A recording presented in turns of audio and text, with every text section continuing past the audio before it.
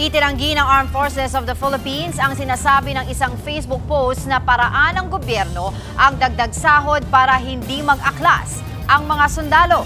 Ayon sa AFP, ang aumento sa sahod ay ginawa ng Administrasyong Marcos para tugunan ang pangangailangan ng mga sundalo.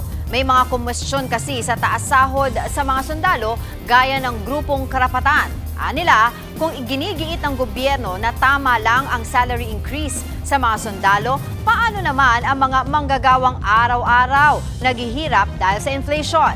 Isinusulong ng grupo ang national minimum wage na 1,250 pesos at 36,000 pesos na entry salary ng mga empleyado ng gobyerno.